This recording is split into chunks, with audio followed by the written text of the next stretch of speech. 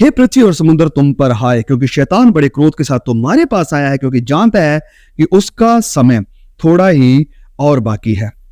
अब यहां पर लिखा है कि ये जो शैतान है स्वर्ग से तो वो गिरा दिया गया। अब मैं वैसे कह रहा कि पूरे पैटर्न को समझने की कोशिश करें। वचन 7 से लेकर 12 तक को जो हमने पढ़ा, तो एक युद्ध होगा मिकाएल के बीच में और अजगर के बीच में।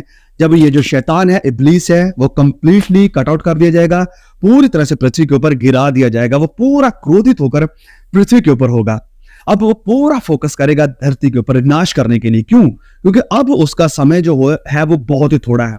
अब हम कल्पना कर सकते हैं कि अभी आज के वक्त में शैतान पृथ्वी के ऊपर पूरी तरह से नहीं है, पूरी तरह से प्रेजेंट नहीं है, मौजूद नहीं है, जैसे कि लास्ट के 3.5 सालों में वो होगा। तो आज अगर दुनिया का ऐसा हाल है, इतनी बदतर कंडीशन है, इतनी ईवल है, इतनी दुष्टता के साथ, वायलेंस के साथ दुनिया भरी पड़ी है, तो सोच कर देखें कि जब वो अपने पूरे क्रोध के साथ नीचे धरती के ऊपर गिरा दिया जाता है, तब क्या हाल होगा, उस वक्त में क्या हाल होगा। यह वचन कहता है कि वो पूरे क्रोध के साथ इस धरती के ऊपर गिरा दिया गया है और वो जानता है कि उसका समय थोड़ा है। और समय कितना है? प्रकाशित वाक्य 13 के वचन 5 को जब आप पढ़ते तो वहां पर लिखा है कि उसे 42 महीने तक काम करने का अधिकार दिया गया है। 42 महीने मतलब सिर्फ 3.5 साल तक। तो 3.5 साल का ये शॉर्ट थोड़ा समय उसे दिया गया है। और ये जो 3.5 साल का थोड़ा सा समय दिया गया इसे धरती के ऊपर अटैक करने के लिए, this will be a terrible time. बहुत ही भयानक समय होगा ये, क्योंकि शैतान उस वक्त ऐसे काम करेगा जैसे एक जख्मी जानवर जो कि बड़ा क्रोधित हो चुका है, बड़ा खूंखार हो चुका है, वो ऐसे धरती के ऊपर अपना काम करेगा। और सबसे पहला उसका अटैक इसके ऊपर होगा। उसका निशाना कौन लोग होंगे, कौन सी कम्युनिटी होगी, यह वचन हमें बताता है। चलिए आगे बढ़ते हैं। वचन 13 में लिखा, जब अजगर ने देखा कि मैं पृथ्वी पर गिरा दिया गया हूं, जब उसने देखा कि I am ultimately here on this earth, मेरी जो प्रेजेंस थी स्वर्ग में, हवाओं में, स्वर्गीय स्थानों में, वो अब काट दी गई है, मैं नीचे आ गया हूं। तो जैसे उसने देखा मैं धरती के ऊपर गिरा दिया गया हूं, तो उस स्त्री को जो बेटा जनी थी सताया उसे। तो सबसे पहले उसका अटैक किस कम्युनिटी की तरफ है? उस औरत की तरफ जिसने बेटे को जन्म दिया था। तो पिछले एपिसोड में हमने देखा कि वो औरत कौन थी? यस, इजराइल, यहूदी कम्युनिटी। और यहूदियों के ऊपर जो उसका अटैक है ये हिस्टोरिकल है। यस, ये हिस्टोरिकल है। तो ये जो खुदा के लोग हैं इजराइल, शैतान इनसे नफरत करता है, इनसे बहुत ज्यादा नफरत करता है। पिछले एपिसोड में हमने इसकी बात करी थी, मैं रिपीट नहीं करने वाला हूं चीजों को। और वो इनसे नफरत क्यों करता है? क्योंकि इस कम्युनिटी के थ्रू, इन लोगों के थ्रू, यहूदियों के थ्रू, इजराइलियों के थ्रू मसीहा जिसने इसके सर को कुचला है, इसके राज्य को खत्म किया है या इसके ऊपर हुकूमत करेगा, वो आया है इजराइलियों के थ्रू। और दिस इज द रीजन, यही कारण है कि शैतान उस औरत से यानी इजराइलियों से नफरत करता है। क्यों? क्योंकि मसीह यीशु इनके थ्रू दुनिया में आया है। ओके, तो यहां से एक और एप्लीकेशन हम अपने लिए निकाल सकते हैं, हम मसीह लोगों के लिए, कि जितने भी लोग अपनी जिंदगी के थ्रू मसीह यीशु को इस दुनिया में लाते हैं, चाहे कोई भी हो, आप एक सिंपल नॉर्मल विश्वासी हैं, कोई बड़ी पोजीशन पर नहीं है, या आपके पास बड़ी मिनिस्ट्री नहीं है, बड़ा माइक नहीं है, बड़ा प्लेटफॉर्म नहीं है, अगर आप एक नॉर्मल क्रिश्चियन बिलीवर ही हैं, खुदा मसीह यीशु के चेले हैं, तो आपके अंदर बोझ है कि आप लोगों को सच्चाई बताएंगे। और अगर आप ऐसे हैं तो शैतान आपके ऊपर भी अटैक करेगा, क्योंकि आप कोशिश कर रहे हैं मसीह यीशु के राज्य को या मसीह यीशु को इस दुनिया में लाने के लिए, किसी दूसरे इंसान की जिंदगी में मसीह यीशु को लाने की। तो शैतान आपके पीछे भी आएगा, वो आपके ऊपर भी फेरोशियस बड़े आतंकी अटैक करेगा, क्योंकि ये उसकी फितरत में है। जो कोई भी मसीह यीशु को दुनिया में लाना चाहता है, शैतान उसका दुश्मन है। तो यहां पर ये वचन कह रहा है कि वो उस स्त्री के पीछे लग गया। क्यों? क्योंकि वो उससे नफरत करता है। नफरत क्यों करता है? क्योंकि इसके थ्रू, इस औरत के थ्रू यानी इजराइल के थ्रू मसीह यीशु दुनिया में आए हैं। तो ये उसके ऊपर अटैक करने के लिए निकला। वचन लगा कि उसने उसे सताया, परसिक्यूटेड, तो उसे सताया गया, उसके ऊपर अटैक वो करेगा, उसे जख्मी करेगा। वो आगे लिखा है वचन 14 में, पर फिर जब इसे थोड़ा सा सताया जाएगा, फिर लिखा है कि उस स्त्री को बड़े उकाब के 2 पंख दिए गए कि सांप के सामने से उड़कर जंगल में उस जगह पर पहुंच जाए जहां वह एक समय और आधे समय तक पाली जाए। एक समयों और आधे समय तक, ये कितना टाइम है? 3.5 साल तक, 3.5 साल तक का टाइम, जब तक ये एंटी क्राइसिस दुनिया में राज्य करता रहेगा। तो इस टाइम तक परमेश्वर इस औरत को यानी इजराइल को प्रोटेक्शन देंगे, इसे प्रोटेक्ट करेंगे, इसे संभाला जाएगा। और वचन में यहाँ पर एक जिक्र हुआ है, एक साइन यूज हुआ है, बड़े उकाब के से 2 पंख दिए गए हैं। ये बड़े 2 उकाब के पंख क्या हैं? वेल, इसको लेकर एक दो और व्यूज भी हैं। जैसे कई लोग कहते हैं कि एक रेस्क्यू ऑपरेशन होगा उस एंड टाइम में, जहां में इजरायली लोगों के ऊपर जब ये विरोधी अटैक कर रहा होगा तो उनकी फ्लाइट होगी, उन्हें एरोप्लेन के थ्रू या किसी के थ्रू बचाया जाएगा किसी सुरक्षित जगह पर लेकर जाने के लिए। लेकिन मैं नहीं समझता हूं कि इसका ये मतलब हो सकता है, क्योंकि उस वक्त जो सारी गवर्नमेंट होगी, सारा कंट्रोल होगा, वो एंटी क्राइस्ट के हाथ में ही होगा। तो उसके अलावा कौन उसकी मदद कर सकेगा? अब पंखों का, फिर उकाब के जो 2 पंख हैं, इनका मतलब क्या है? वेल, तो इसका मतलब हमें बाइबल ही बताती है, क्योंकि हमें अपनी, जैसे मैं कहता हूं शुरू से ही, अपना माइंड दौड़ाने की जरूरत नहीं है। अगर हम बाइबल को बाइबल से कंपेयर करेंगे, बाइबल को बाइबल से एक्सप्लेन करेंगे, तो हमारे लिए चीजें आसान हो जाएंगी। जब हम पढ़ते हैं एक्सोडस निर्गमन अध्याय 19 और उसके वचन 4 में कि तुमने देखा कि मैंने मिस्रियों से क्या क्या किया। परमेश्वर अब इस्राएलियों से बात कर रहे हैं और कह रहे हैं कि तुम लोगों ने देखा है कि मैंने मिस्रियों के साथ क्या क्या किया है। ओके, लिखा है, तुमको मानो उकाब पंक्षी के पंखों पर चढ़ाकर अपने पास ले आया हूं।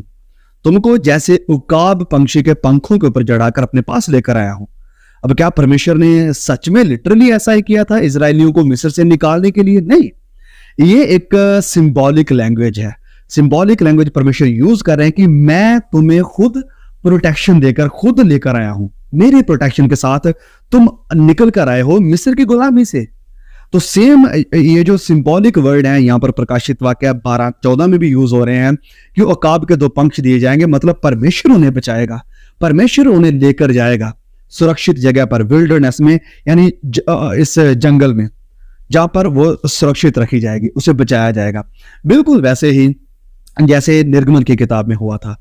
फेरौन जो कि उस वक्त का एंटी क्राइस्ट था। तो मैं पिछले कुछ चैप्टर्स को जब एक्सप्लेन करते आ रहा हूं तो मैं कह रहा हूं कि इस पूरी स्टोरी को जो एंड टाइम में होगी, हम ऑलरेडी निर्गमन की किताब में देख सकते हैं। उस वक्त का जो एंटी क्राइस्ट था वो फेरौन था और खुदा के लोग वहां पर उसके अंडर में थे, लेकिन फिर भी परमेश्वर ने अपने लोगों को बचा कर रखा, अपने लोगों को संभाल कर रखा और बिल्कुल उन्हें प्रोटेक्ट करके एक अच्छी सुरक्षित जगह पर लेकर गए थे। नाउ आगे चलिए, आगे बढ़ते हैं और हम पढ़ते हैं वचन नंबर 15 को।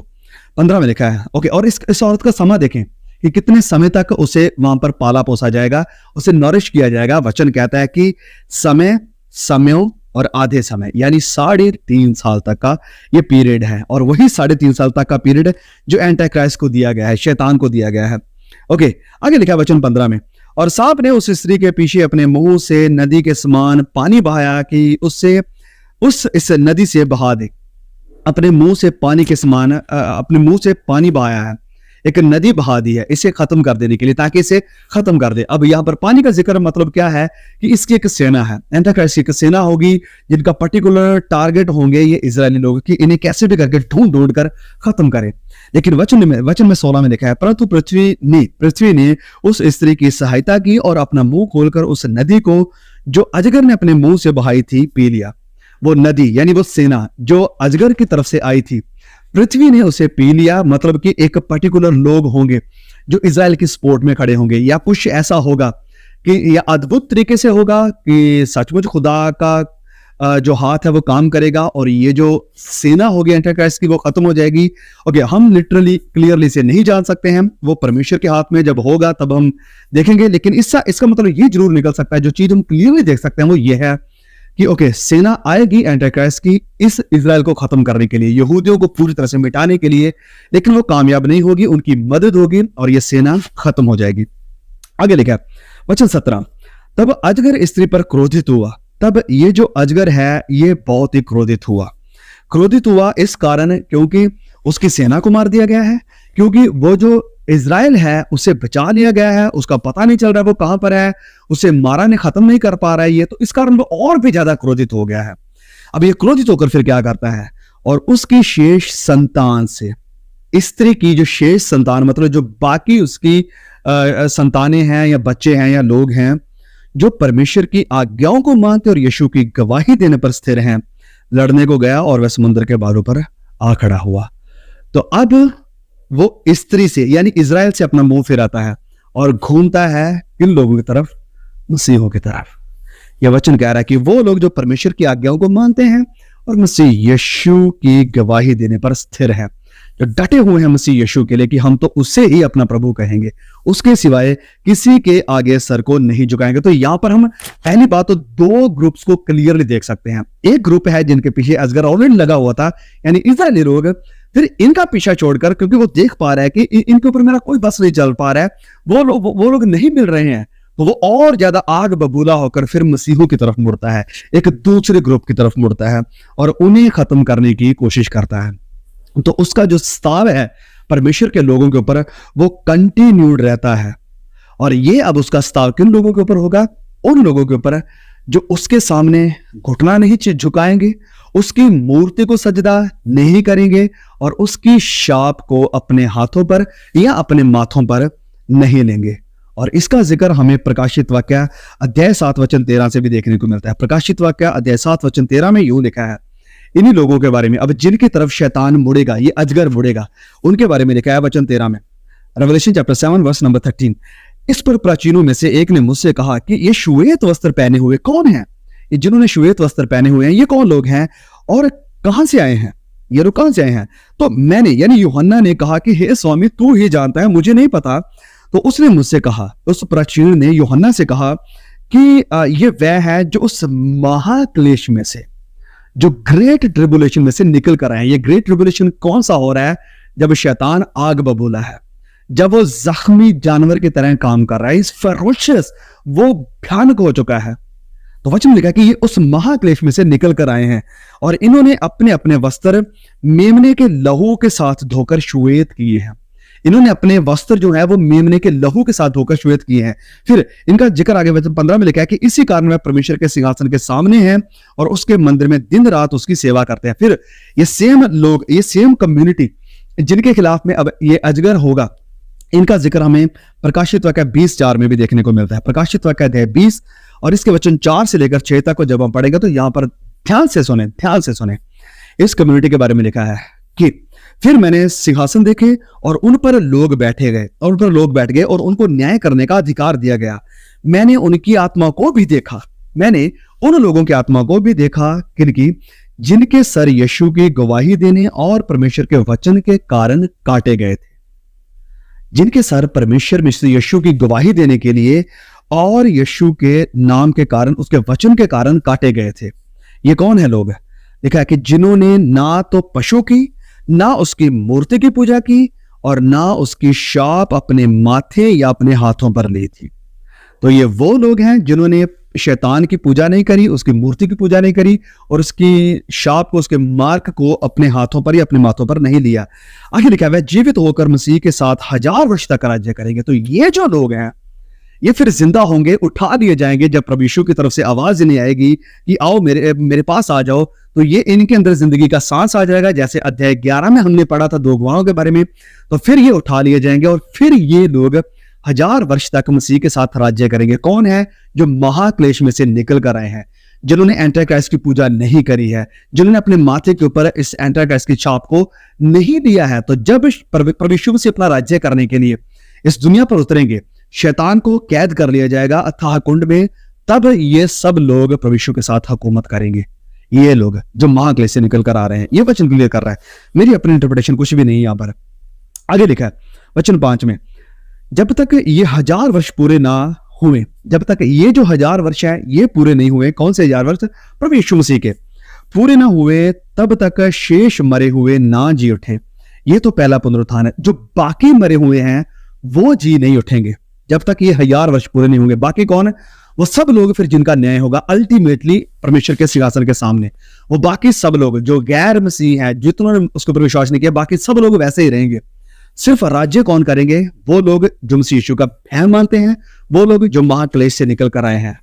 एज पर दिस वर्स, इन वचनों के मुताबिक, जैसे ये वचन कह रहा है, आगे लिखा है ओके, ये पहला पुनरुत्थान है और धन्य वह है और धन्य और पवित्र है वह जो इस पहले पुनरुत्थान के भागी होते हैं।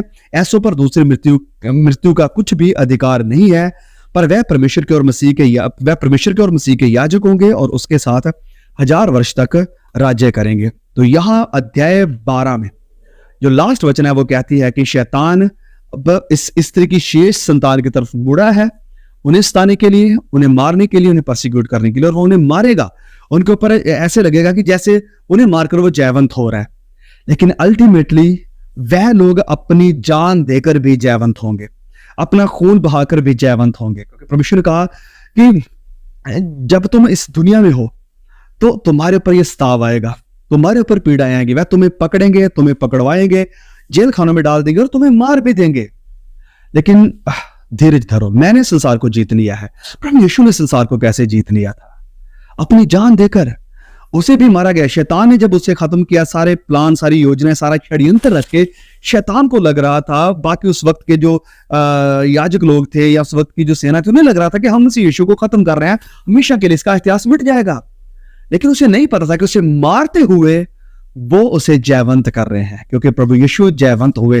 तो सेम चीज यहां पर इन वचनों में भी लिखी गई है कि शैतान उन्हें मारेगा, क्योंकि वो उसके सामने झुकेंगे नहीं, उसे सजदा नहीं करेंगे, उसके छाप को अपने माथों पर नहीं लेंगे, तो वह उन्हें खत्म कर देगा। उनके वचन में लिखा है कि उनके सर काटे ही जाएंगे, मसीह यीशु के नाम के कारण, उसके वचन की गवाही के कारण। लेकिन ये लोग फिर होंगे जो अपने पांव के बल खड़े होंगे और 1000 वर्ष के लिए राज्य करेंगे। They are the ultimate overcomers. ये हैं जयवंत लोग जो मसीह यीशु का इनकार नहीं करेंगे। वो जयवंत है।